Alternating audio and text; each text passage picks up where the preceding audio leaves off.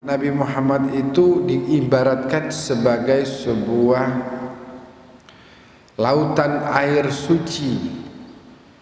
Maka apapun benda najis yang masuk ke situ langsung suci.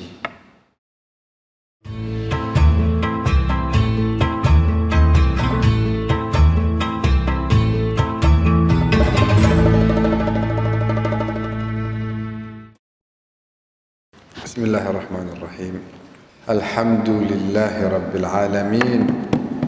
Wa bihi nasta'in wa sallallahu ala sayyidina wa nabiyyina Muhammadin wa ala alihi wa sahbihi ajma'in. Amma ba'd. Ikhwani akhwati, assalamualaikum warahmatullahi wabarakatuh.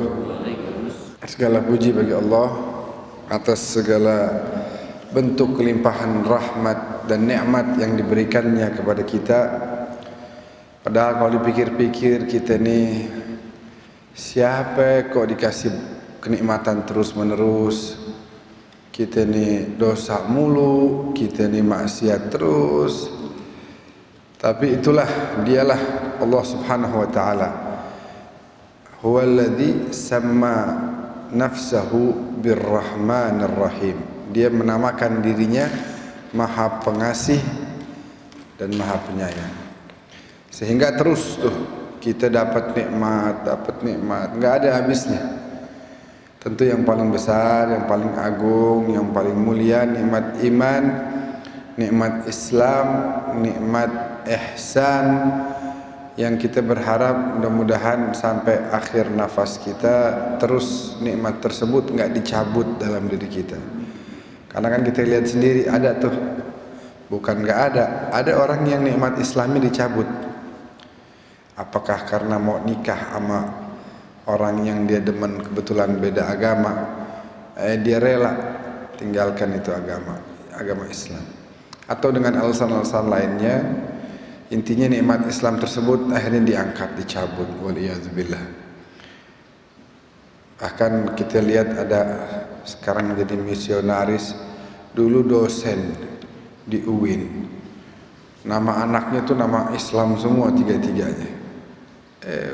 Tanassar, apa namanya? Dia pindah agama dan kemudian bahkan menjadi agen misionaris. Waliyadzubillah. Kemudian juga salawat dan salam terus kita sampaikan kepada junjungan kita baginda Nabi besar Muhammad sallallahu alaihi wasallam, sosok manusia yang tentu paling berjasa dalam hidup kita. Alladzi laulah lama arafna Allah tabaraka wa taala. Kalau bukan karena Nabi, enggak kenal kita siapa Allah. Coba enggak ada Nabi, bayangin gimana? Wah, kita hidup berantakan. Enggak ada tuh hormat sama orang tua, enggak ada waktu disiplin, enggak ada tanggung jawab terhadap keluarga. Yang ada rusak, kerusakan, terus kehinaan, keburukan. Tapi ada Nabi yang datang, diutus oleh Allah menyampaikan kepada kita apa-apa yang diinginkan oleh Allah. Seperti Sayyidina Ali waktu ditanya, engkau kenal Allah itu dari Nabi Muhammad atau engkau kenal Nabi Muhammad dari Allah? Kalau kamu bilang engkau ini kenal Allah dari Nabi Muhammad, berarti Allah perlu kepada Nabi untuk mengenalkan siapa dirinya. Atau engkau kenal Nabi Muhammad itu dari Allah. Kalau gitu berarti kamu nggak perlu Nabi, langsung dari Allah. Kata Sayyidina Ali, aku kenal Allah dari Allah itu sendiri. Tsumma jaa Muhammad yukhbiruni murada rabbi. Datang Nabi Muhammad, tugasnya adalah menyampaikan kepadaku dan kepada kita semuanya apa yang menjadi keinginan Allah dari kita semua. Jadi kita kenal Allah itu karena memang zatnya Allah itu maha agung, enggak perlu ada yang mengenalkan siapa dirinya, dia sudah bisa menunjukkan eksistensinya, keberadaannya dengan ciptaan-ciptaan dan rahmat dan limpahan kasih sayang yang terus diberikan kepada kita. Allah utus Nabi Muhammad tujuannya untuk menyampaikan kepada kita apa sih yang diinginkan oleh Allah dari kita sebagai hamba-hambanya. Yang kita muliakan Al-Habib Ali bin Ahmad Al-Haddad yang terus memberikan bimbingan pada kita. Kita doakan Allah razaqahullah as-sabra was-silwan fima qaddarallahu tabaraka wa ta'ala. Allah berikan kepada beliau kesabaran, ketabahan atas apa yang menjadi ketetapan Allah, yaitu dipanggilnya istri tercinta beliau Syarifah Sayyidah Syarifah Faizah binti Hasan Al-Haddad. Kita bacakan Al-Fatihah dengan niat mudah-mudahan Kak Faizah yang kita kenal sangat baik terus memberikan jamuan bagi tamu-tamu di Masjid Al-Mahdi ini. Semoga itu semua pahala-pahalanya dilipat gandakan oleh Allah Subhanahu wa taala. Kita minta supaya Allah pindahkan ruh beliau dari sempitnya liang lahat menuju surganya Allah Tabaraka wa taala. Allah kumpulkan beliau bersama datuk-datuknya, kakek dan nenek moyangnya, yaitu junjungan kita baginda Nabi Muhammad sallallahu alaihi wasallam, Sayyidah Fatimah, Sayyidah Khadijah, Sayyidah Aminah, dan keluarga baginda Rasulullah yang lain. Juga kita kirimkan Al-Fatihah ini buat keluarga kita yang telah lebih dahulu meninggalkan kita. Al-hadhihi Al-Fatihah. A'udzubillahi minasyaitonir rajim. Bismillahirrahmanirrahim. Alhamdulillahi rabbil alamin arrahmanir rahim maliki yaumiddin.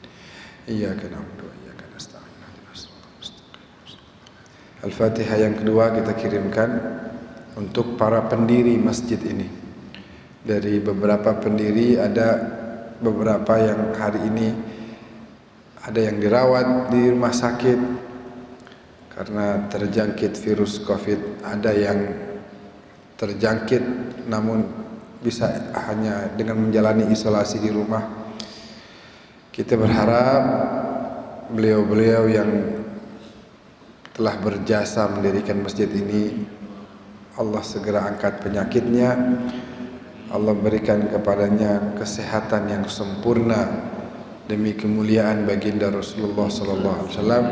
Juga kita niatkan ini untuk keluarga kita yang sedang sakit, apapun penyakitnya, semoga segera diangkat oleh Allah. Al-hadhihi niyyah Al-Fatihah. A'udzubillahi minasyaitonir rajim. Bismillahirrahmanirrahim. Alhamdulillahi rabbil alamin arrahmanir rahim maliki yaumiddin.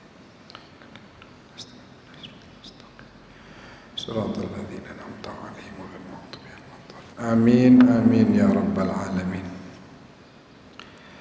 Alhamdulillah kita bisa kumpul lagi di sini di sebuah perkumpulan yang tentu amat sangat indah, yaitu perkumpulan yang Nabi sifatkan sebagai taman-taman surga. Ini adalah merupakan taufik dari Allah. Haitsu waffaqana wa iyyakum, sehingga Allah bisa memberikan taufiknya kepada kita bisa kumpul bersama di sini. InsyaAllah majelis ini menjadi penyebab turunnya rahmat Allah Subhanahu wa ta'ala. Tadi kita sudah bacakan pujian bagi Allah, salawat pada baginda Nabi. Kata riwayat disebutkan salawat itu tahdimuz dzunuba hadma, menghancurkan dosa sehancur-hancurnya. Kalau mau dipikir apa kaitannya nih, ini salawat terus dosa diampunin. Dosa kan kalau mau diampunin istighfar, taubat. Apa hubungannya nih salawat bisa ngampunin dosa? Bukan hanya ngampunin dosa, tapi ada seorang syekh dari Mesir mengatakan, idza dhaqat bikal ahwalu yawman fala tansa salata ala Muhammad. Dalam kondisi sempit, hidup sulit, susah, hidup banyak masalah, jangan lupa baca selawat.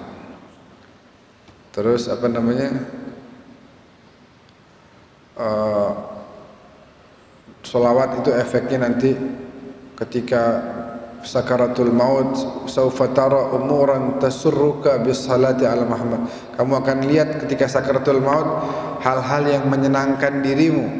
Karena apa? Karena selawat yang kamu baca.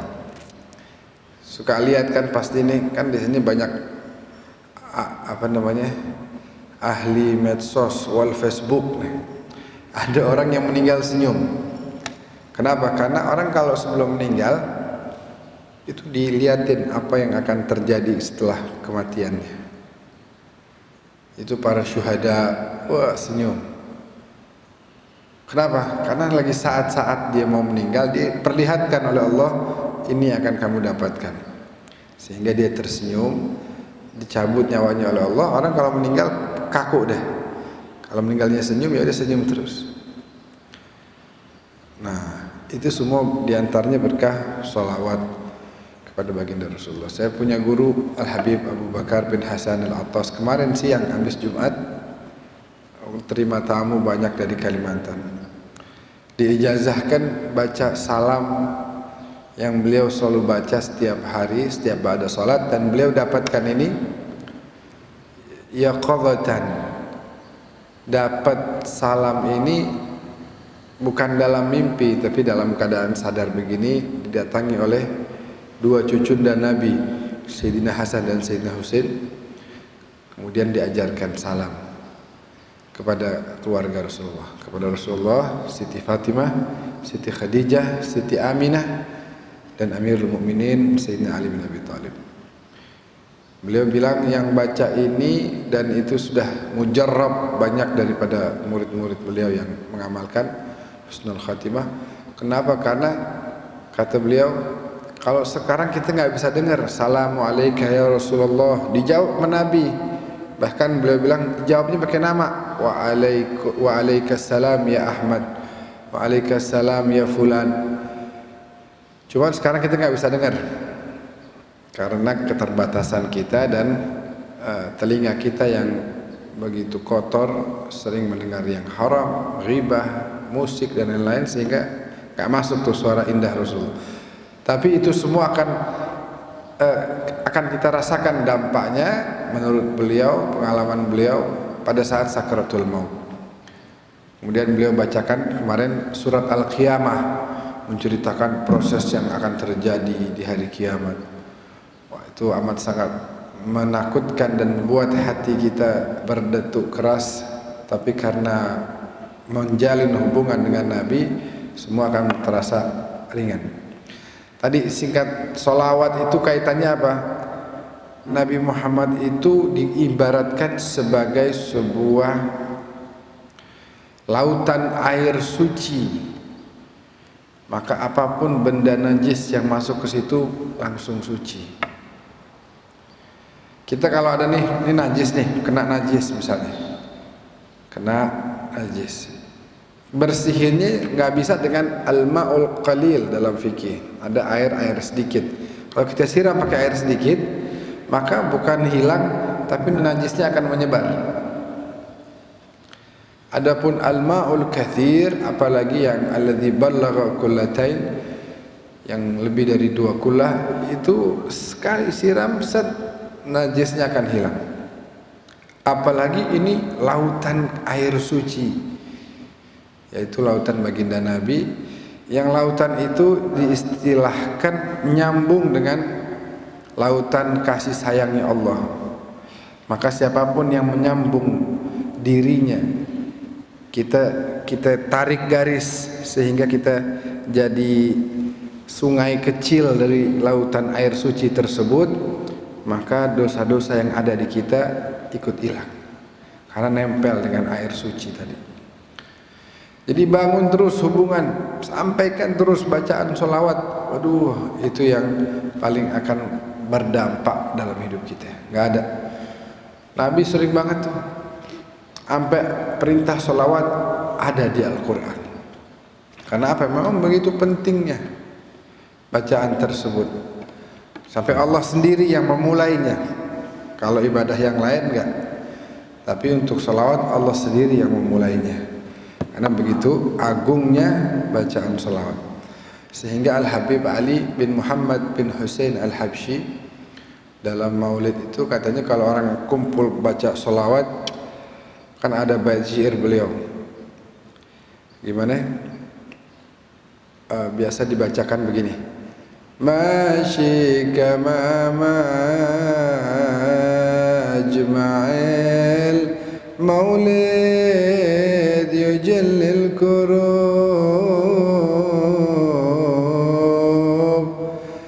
ذاوقت توباتك يا العاصي إذا بتتوب ذاوقت توباتك يا شريد إذا بتوب ذا الجمع لا شك تغفر به جميع الذنوب. Katanya nggak ada perkumpulan yang bisa menghilangkan rasa sumpek gundah gulana melebihi daripada perkumpulan yang dibacakan sejarah kelahiran Nabi Muhammad, bacaan sholawat. Kenapa? Karena itu waktu paling pas. Ya la'asi, wahai orang, kata Habib Ali, wahai ente nih yang demen maksiat, bukan cuma pembuat maksiat tapi demen hobi maksiat.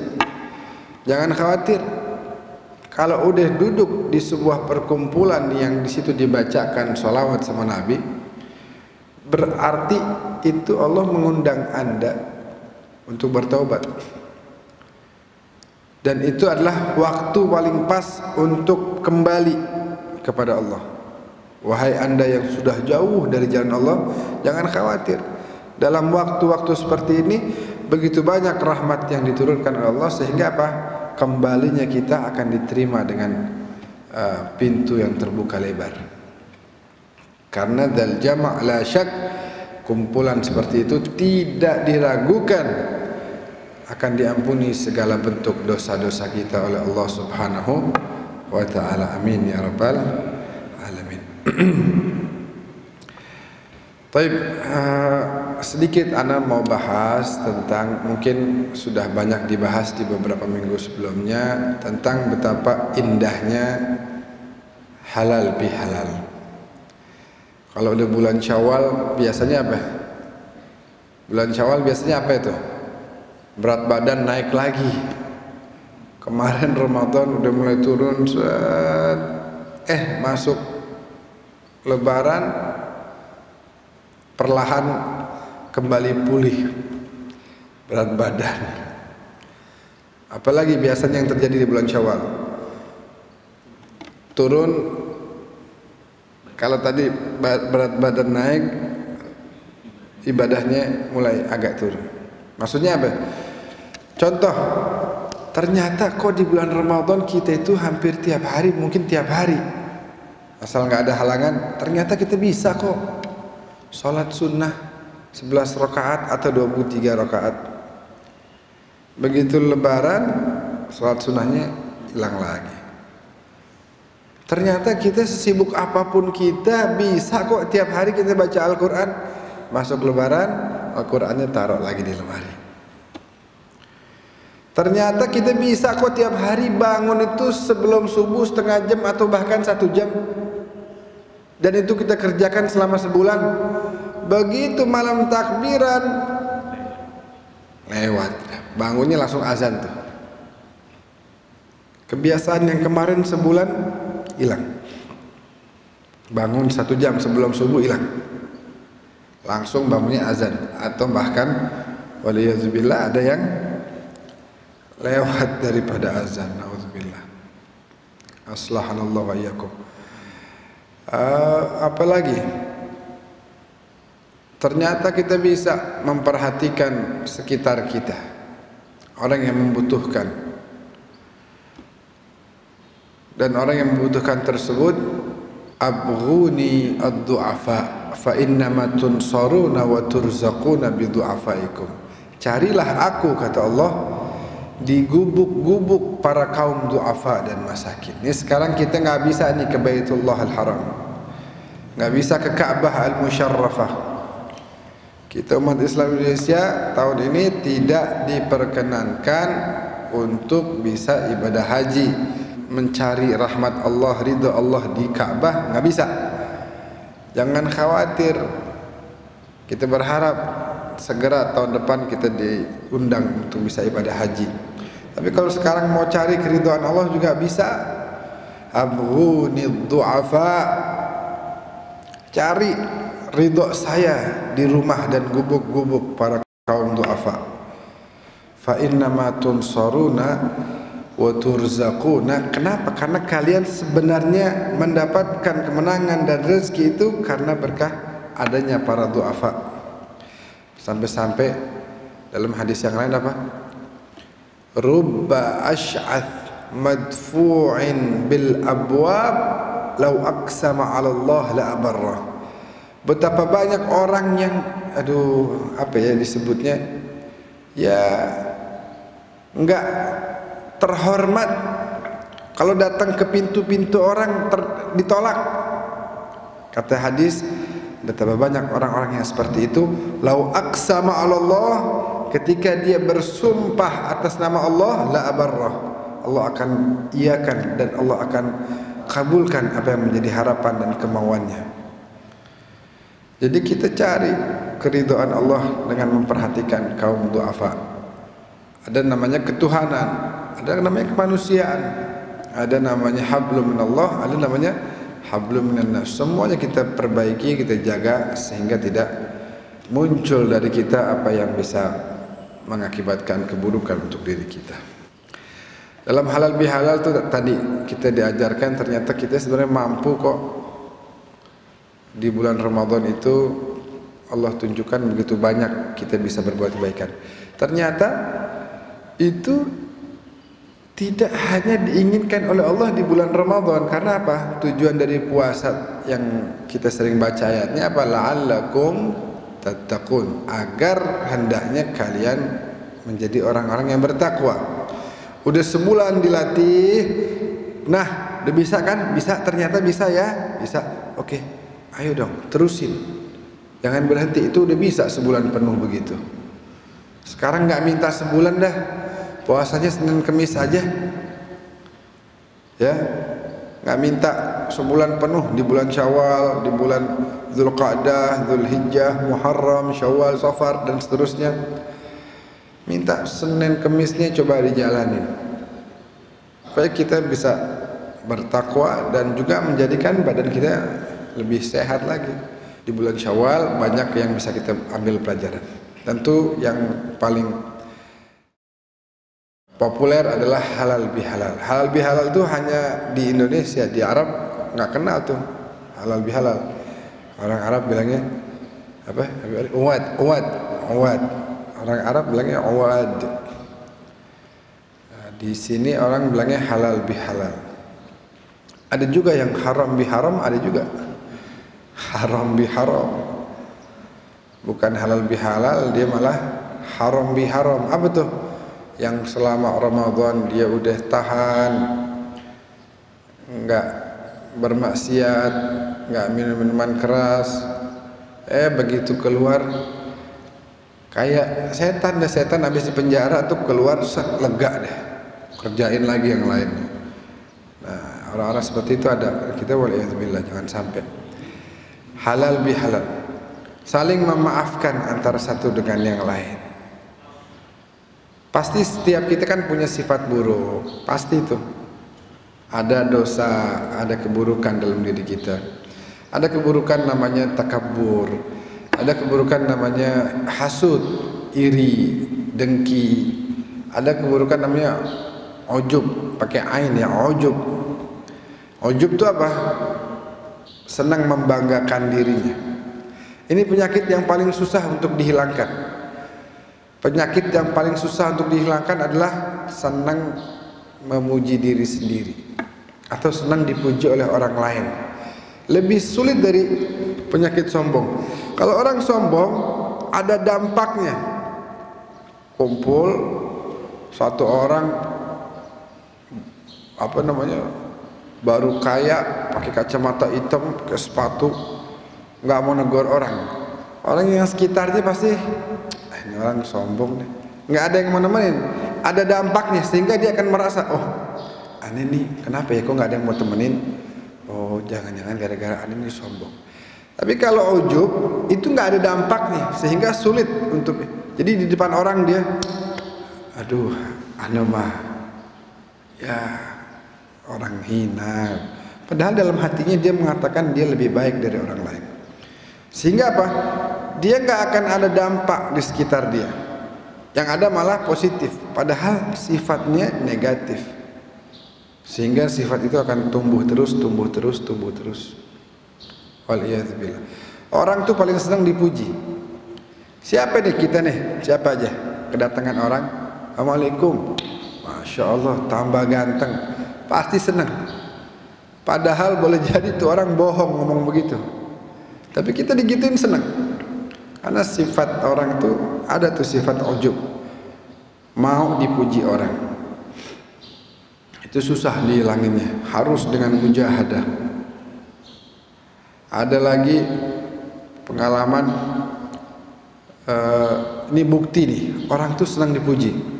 Kita lagi kumpul beberapa orang, ada teman kita bilang, Beb, antum lihat nih, ini orang, paling kalau orang timur bilang apa? Makan puji. Orang Indonesia bagian timur bilangnya makan puji, senang dipuji. Antum lihat nih orang, dipuji apa aja dia terima. Dia akan iyakan pujian tersebut padahal ngarang. Yang muji ini ngarang. Coba lihat. Datang ini orang, Beb, tahu gak ini orang nih tiap malam sebelum 100 rakaat nggak bakal berhenti dia sholat. Kita otomatis respon, oh gitu, Masya Allah, benar. Ya jangan diceritain orang-orang lah, Beb. Diiyain sama dia, padahal ngarang.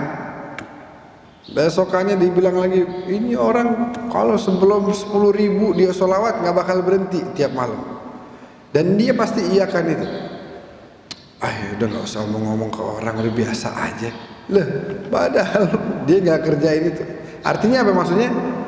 Kemungkinan pas 100 rakaat atau 10.000 kali sholawat kan kecil. Boleh jadi mungkin ya sholatnya 50 atau sholawatnya mungkin 1000, tapi dibilang berapa aja dia pasti iyakan. Karena apa? Senang dipuji.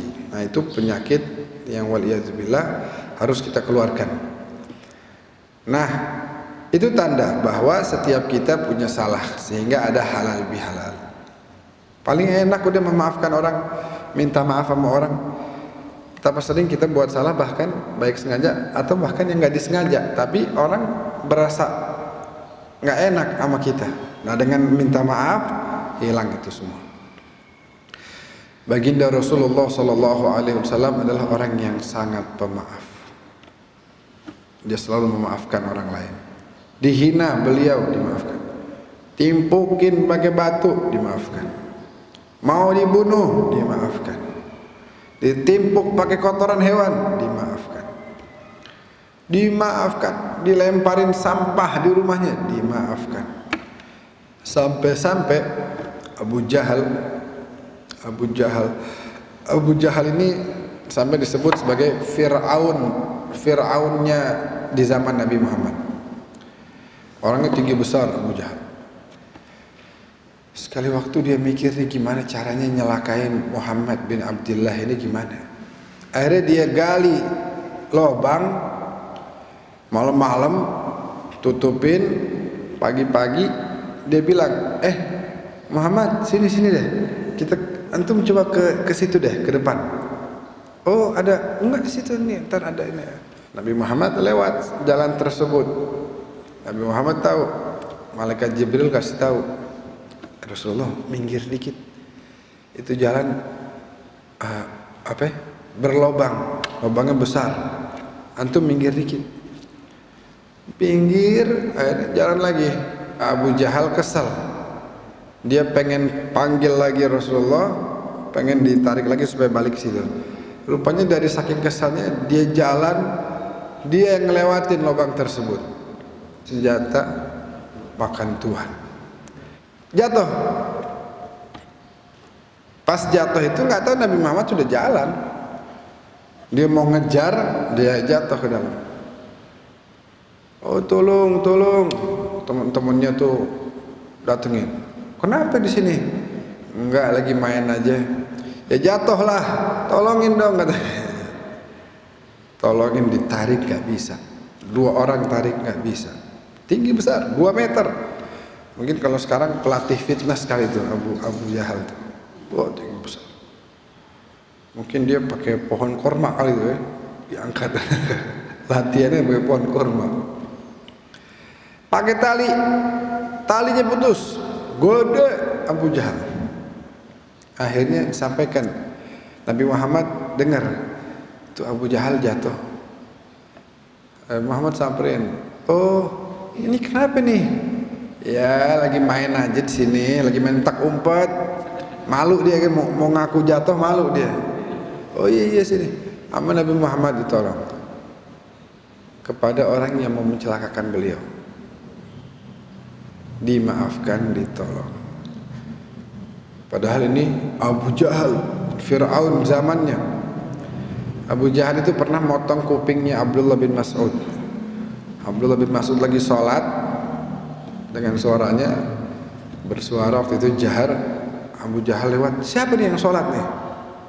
Dilihat katanya Abdullah bin Mas'ud, seorang sahabat yang mohon maaf secara fisik Abdullah bin Mas'ud ini pendek, kecil banget.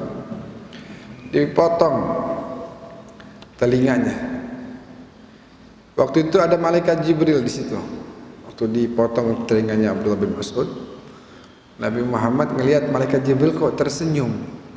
Jibril, kenapa tersenyum? Sahabat saya dipotong telinganya. Oh, bukan karena itu wahai Rasulullah. Habis kenapa engkau tersenyum? Aku tersenyum karena itu orang itu yang motong itu si Abu Jahal nanti matinya di tangan Abdullah bin Mas'ud. Kata Nabi Muhammad, Abu Jahal mati di tangan Abdullah bin Mas'ud. Abu Jahal tinggi besar. Iya, saya udah lihat dia mati di tangannya Abdullah bin Mas'ud. Benar aja. Kapan kejadiannya? Pada saat perang Badar. Perang Badar berkecamuk, Abu Jahal udah lemah, jatuh dia. Udah nggak mampu berdiri lagi. Udah ada luka di sini, luka di situ, keluar darah, udah lemas sudah. Jatuh, tergelapar. Dia lagi liatin siapa yang akan mengeksekusi dia nih. Tiba-tiba datang Abdullah bin Mas'ud, seorang sahabat, bahkan kalau nggak salah tuh di riwayat tingginya nggak sampai 1 meter. Mungkin mohon maaf ada kan tuh orang-orang yang apa? Orang kerdil kecil gitu kan ada tuh. Mungkin setipe seperti itu. Tapi sahabat makamnya tinggi. Jadi Abdullah bin Mas'ud datang dengan menyeret pedangnya. Abu Jahal ngelihat, wah, ente yang bakal bunuh ana. Nggak ada yang lain apa yang keker, yang gagah begitu. Sebelum dieksekusi dipotong lu telinganya. Hadhihi bitilk. Ini balasannya waktu itu, biar ente ngerasain juga. Bayangin nih, Abu Jahal udah di hadapan kematian. Fir'aunnya Nabi Musa waktu udah mau tenggelam, udah bentar lagi mati, udah hitungan beberapa saat lagi mati. Tadi kan saya bilang orang kalau meninggal tuh di depannya udah diliatin tuh apa yang akan terjadi. Dia lihat, wah ini azab semuanya nih. Akhirnya dia bilang, amantu bi Rabbi Musa wa Harun. Ini Fir'aun menyatakan aku beriman kepada Tuhannya Musa dan Harun. Tapi udah di kerongkongan, udah nggak bermanfaat lagi dah, nggak ada manfaat lagi dari ucapannya dia. Adapun Abu Jahal di depannya udah kematian, sempat bilang sama Abdullah bin Mas'ud, ente kan mau bunuh ana nih, tolong penggal kepala ana jangan di bagian atas, tapi di bagian bawah. Nanti kan sebentar lagi ana bakal dilihat nih sama orang banyak nih. Nah kalau ana dipotongnya di atas kurang cakep, kalau di bawah sini nih masih gagah, kelihatannya masih ada leher gitu. Mau mati masih mikirin gagah-gagahan. Kata Abdullah bin Mas'ud, keakean cangkem ini orang langsung dieksekusi akhirnya. Banyak kan omongan, dieksekusi langsung, mati Abu Jahal. Nabi bilang, Fir'aun zaman Nabi Musa mau mati masih menyatakan keimanannya, padahal udah nggak bermanfaat lagi. Dan Fir'aun zaman saya mau mati mau kelihatan gagah, nggak mikirin lagi tentang iman dan kehidupan akhiratnya. Itu betapa beratnya. Tapi Nabi Muhammad maafin waktu Abu Jahal mau menyelakakan dia. Itulah pentingnya halal bihalal. Maafin orang salah sama kita, maafin. Kan katanya ad-dunya mir'atu hayatik. Dunia ini adalah kaca atau pantulan dari dirimu sendiri. Fa idza aradta an yasturaka Allah fastur ghairak. Kalau kamu pengen ditutup aibnya oleh Allah, tutup aib orang lain. Nanti di akhirat ada orang-orang, kan semua kita akan ditelanjangkan, dibukakan aib-aibnya dari lahir sampai mati. Film kehidupan kita ditampilkan, semua manusia nonton. Anak kita lihat, wah ternyata bapak anak kalau lagi sendirian begini, ternyata bapak anak kalau keluar malam-malam begitu. Kebuka, semuanya kebuka. Bini ngelihat lakinya, laki ngelihat bini, anak juga begitu. Anak terhadap orang tua juga begitu. Kebuka, semua kebuka. Tapi ada orang-orang yang ketika ingin ditampilkan film kehidupannya, Allah akan mengatakan sebelumnya, tutup pandangan kalian semua. Orang ini selama di dunia walaupun dia berdosa, dia nggak pernah buka aib orang lain. Mana mungkin aku buka aib dia di hadapan orang lain? Kalau dia bisa menutup aib orang lain dan tidak menyampaikannya kepada teman-temannya, maka aku adalah Tuhan yang Maha Pengampun dan Maha Penyayang. Aku akan lebih baik dari orang tersebut, hamba tersebut. Jadi orang kalau maafin orang, nutup aib orang, itu ibaratnya lagi ngajak balapan Allah dalam tanda kutip. Oh, kamu maafin orang, oh saya habisin semua dosa-dosamu, saya ampunin semuanya. Kamu aja bisa maafin orang lain, aku Ghafurur Rahim, aku habisin dosa-dosa kamu saat ini juga. Gitu, ngajak balapan Allah. Oh, kamu ngasih duit ke orang lain, aku tambahin rezeki kamu. Kalau kamu bisa berbuat baik, aku nih maha kaya, aku akan lebih baik kepada kamu. Jadi gimana kita kepada orang lain, itulah akan menjadi kehidupan kita. Fa idza aradta an yaghfiraka Allah faghfir ghairak, wa idza aradta an yusa'idaka Allah fasa'id ghairak. Pengen ditolong sama Allah, maka tolong orang, nanti ditolong sama Allah. Pengen dimaafkan oleh Allah, maafin orang lain, nanti dimaafkan oleh Allah. Oleh karena itu kaum muslimin yang dimuliakan oleh Allah, ini udah jam 6, kita nggak akan panjang lebar. Intinya ingin saya sampaikan adalah momen halal bihalal ini jangan kita sisakan satu orang pun dalam diri kita kecuali kita maafkan dia. Jangan kita tahan itu, maafin. Abu Jahal yang tadi ada ceritain segitu buruknya, lebih buruk dari Fir'aunnya zaman Nabi Musa, Nabi Muhammad maafkan dan tolong dia. Nabi Muhammad tunjukkan akhlak. Takhallaqu bi akhlaqillah. Berakhlaklah kalian dengan akhlak-akhlaknya Allah. Itu Nabi Muhammad tunjukkan itu. Sehingga apa? Begitu banyak orang yang ketarik oleh Nabi. Begitu banyak orang yang tadinya memusuhi Nabi, melihat akhlak Nabi jadi pecintanya beliau. Ada orang yang diutus, kami utus untuk bunuh Muhammad bin Abdullah.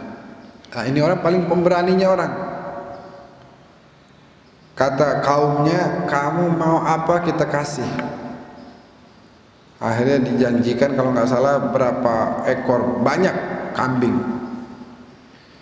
Begitu dia mau bunuh ini Rasulullah, dilihat Nabi Muhammad lagi bagi-bagikan harta dan rampasan perang. Terus orang ini kaget, ini yang mau saya bunuh ini baik banget nih orang. Saya dengar katanya ini orang tukang bohong, pendusta, pembuat syair, tukang fitnah, tapi kok baik banget ini orang. Disamperin oleh orang yang ingin membunuh Rasulullah. Ya Rasulullah, ya Muhammad, panggil. Saya datang diutus oleh kaum saya, tujuannya untuk membunuh kepadamu. Gitu. Namun saya lihat engkau begitu pribadi yang menakjubkan, begitu hebat. Engkau bagikan harta-harta yang kau miliki kepada mereka yang membutuhkan. Saya ini orang yang membutuhkan juga. Saya ini orang fakir miskin. Nabi Muhammad kasih lihat sama dia, kau butuh harta? Itu ada 2 gunung. Lihat 2 gunung? Iya, lihat. Lihat di tengahnya ada apa? Begitu banyak qati minal ghanam, kambing yang begitu banyak. Kata Nabi Muhammad, itu yang ada di antara 2 gunung tersebut, ambillah menjadi milikmu. Akhirnya dia pulang kepada kaumnya, hai kalian, wahai umatku yang memerintahkanku untuk membunuh Muhammad bin Abdullah, sekarang dengarlah, taatlah kalian kepadaku, beriman dan berislamlah, engkau berimanlah kepada orang tersebut. Engkau janjikan kepadaku dengan membunuhnya mendapatkan sekian jumlah ekor kambing, dia tanpa mengenal saya, tanpa meminta apapun dari saya, langsung memberikan sedekah kepada saya kambing yang ada di antara 2 gunung. Begitu banyak jumlahnya. Orang yang tadinya nggak senang sama Nabi berubah. Kenapa? Ngelihat budi pekerti yang begitu indah. Kita juga begitu. Hidup cuma sebentar. 50 tahun, 60 tahun, 70 tahun. Maafin orang biar dapat maaf dari Allah. Apalagi ini momennya bulan Syawal. Lihat orang, pasti ada orang banyak buat salah sama kita. Kita juga banyak salah sama orang. Maafin tuh orang-orang, ngarep kita supaya bisa mendapatkan maaf dari Allah. Ya Allah, saya udah maafin nih orang-orang yang buat salah sama saya. Tolong maafin saya. Kalau Sayyidina Ali Zainal Abidin maafin nggak nunggu Syawal. Cicitnya Rasulullah, anaknya Sayyidina Husain ini begitu dituduh mencuri oleh seseorang, kamu pencuri, kamu, tidak ada orang di masjid ini kecuali saya dan kamu, dan harta saya hilang, uang yang saya punya hilang, hayo ganti, jangan pura-pura berbohong, jangan kau berbohong, jangan kau pura-pura ibadah, mau kelihatan baik aja padahal pencuri kamu nih, sini balikan uang saya. Beliau pulang ke rumahnya, ambil sebagian hartanya, dibalik, nih saya kembalikan. Pulang ini orang, cerita sama istrinya, tadi lagi sholat di masjid, tuh si Ali Zainal Abidin tuh yang katanya rajin ibadah, ternyata pencuri dia. Emang dia nyuri apaan? Duit saya hilang, kata bininya. Duit ente nggak hilang, duit ente belum ente bawa tuh, ada di rumah masih. Kaget dia. Jadi ana belum bawa tuh duit. Ana tuduh dia pencuri, dia kasih tuh duit ke saya, padahal dia bukan pencurinya. Dia datang buru-buru, dibalikin nih duit. Maafin saya, ternyata duitnya belum kebawa. Jadi saya ke masjid nggak bawa duit. Ini maafin saya nih, saya balikin. Kata Sayyidina Ali, oh, kita ini Bani Hashim, kita kalau sudah memberikan nggak akan menerima lagi, sudah. Walaupun itu harta bukan sebagai ganti, tapi itu saya kasih, itu sedekah buat anda. Karena kalau kami sudah mengeluarkan, nggak mungkin kami tarik lagi. Dan nggak perlu minta maaf. Pada saat kamu mengatakan kepada saya, kamu pencuri, di detik itu juga saya maafkan kesalahan kamu tersebut. Wah, nggak nunggu Syawal, Kalau kita mendam dulu, jangan sama orang lain. Sama bini, laki bini kadang-kadang 2 hari kagak ngomong, kadang-kadang susah banget maafin. Jangan, jadilah orang yang pemaaf. Supaya apa, hidup kita enak, nikmat. Itu saya punya guru begitu. Sama anaknya tuh sering ngomong, sama anak, sama cucu, sama istri. Waladi, wahai anakku, maafkan abah ya, maafin abah. Tiap malam kalau mau tidur begitu. Bilang sama istrinya, maafin saya ya. Kalau kita minta maaf sama bini kita curiga kali ya. Ini ada apa nih?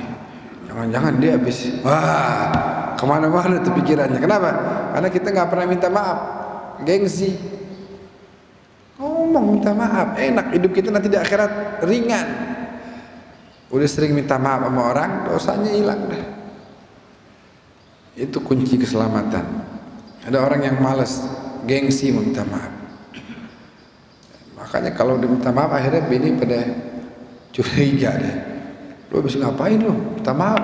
Enggak, minta maaf doang. Enggak, pasti habis ini itu segala macam. Nah, jangan.